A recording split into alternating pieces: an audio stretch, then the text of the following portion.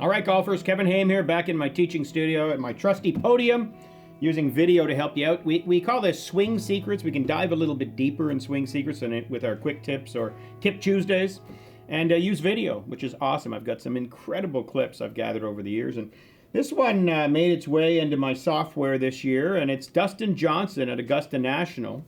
And this might be my favorite clip, my favorite video clip of the year that I've been working with and showing people Dustin with. And the amazing thing here is how Dustin Johnson's chest, as he hits the golf ball, is pretty much facing the ball. But look at how much he's clearing his lower body. And if you look at those two lines, you're going to see a giant X. And today we're going to explain to you X factor and how the body works, and how if we can increase the size of our X or maintain our X through our swing, we're going to hit the golf ball a long way. So first of all, if we look at that impact position, clearly he's in a very, very different position at address. And then gets himself clearing and moving into the ball and onto his lead leg, and we really see that X develop. At impact, as everybody should be, he's got parallel lines, his target line, his chest, his shoulders, his hips, his knees, everything's facing the golf ball. When I talk to beginners, a lot of times they'll say, well, I'm trying to return to the same spot I started, and obviously that's not true. By the time you hit a golf ball, most of your weight should be on your lead leg, your lower body should be clearing, and unwinding would be the term I'd use. All right, let's get to X factor. So in your backswing, if you want to hit the golf ball better, what we do is we wind our upper body in golf as much as we can, as long as our lower body is stable and the weight stays on the inside of our back leg. I call that the back pivot post. So allow those hips to turn into and against that back leg, but the back leg kind of sets how much the hips turn, and then the chest turns from there. I would say average is 90-degree shoulder turn and 45-degree chest turn. That's a 45X in the backswing. Great players like Dustin Johnson, as they swing the golf club back, and there's a lot to distract us, but we see his belt buckle hasn't turned very much. His hips might turn 40, 45 degrees, but those shoulders are really rotated, probably 110 in his case. So, 40-degree hip turn, 110-degree shoulder turn is a 70-degree X factor. So he's really winding up, and the concept I want you to think about is if we turn our upper body like a giant spring or lever against that back pivot post, that lower body. Now, you need to allow your hips to wind, to set, to load, but we want that upper body to turn as much as it can against that lower body. That's a reason it's a great idea for you to work on your flexibility, your core strength, and your flexibility in the off season or any time, because if we can turn the upper body more than the lower body in the backswing, we're really winding up properly. Our saying at this golf school, first of all, is the body is the boss. If we can move our body the proper way, that'll certainly help a lot of things that swing around us. If the body's not moving the proper way, if it's tilting or lifting or everything's rotating, then a lot of your numbers on the outside of your golf swing are going to be poor no matter what you do. So we've got to get the body working the right way. It's really, really important. And we load from the top, would be another saying we use a lot. You load from the top, wind the upper body against the lower, and then you unwind from the bottom.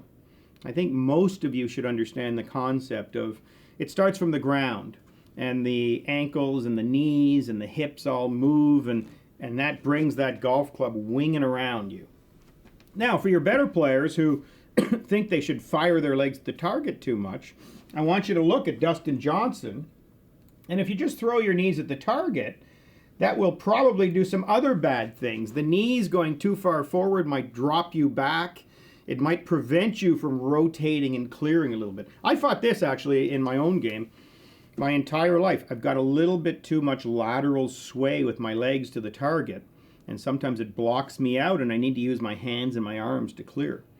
If you bump your way onto that lead leg, which you always have to do to start your downswing, we move off the back pivot post onto the lead leg, but then we need to clear and make room for that golf club and that swing motion to keep the club on plane and to be releasing everything.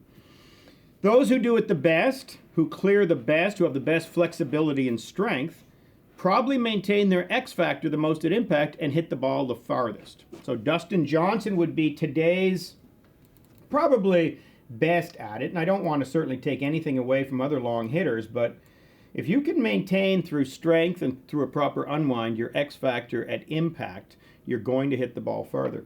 Another great guy to look at would be Fred Couples. So that's a, last generation, but of course his nickname was Boom Boom because he hit the ball so far.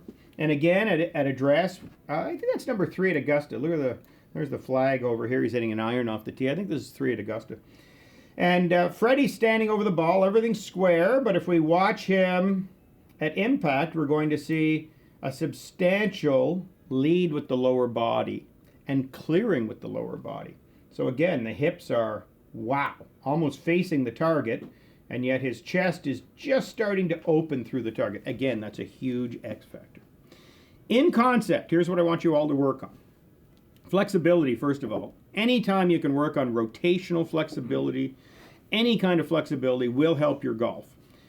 It does you no service to turn your shoulders 90 degrees if your hips turn 80. Really, then you're just spinning around like a washing machine. You're not developing any torque or coil in your golf swing.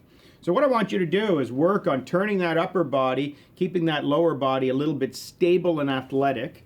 And on the way through, we're thinking of the lower body firing and clearing. Allow those hips to get to completion as we're hitting the golf ball and moving into a full finish. If you're going to improve your X factor and the way your body moves, you'll play better golf.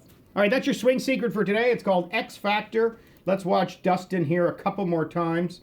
Just move into that position and just look at the power and energy as that golf club comes from an inside path into that golf ball. Look where those hips are facing as he hits that golf ball.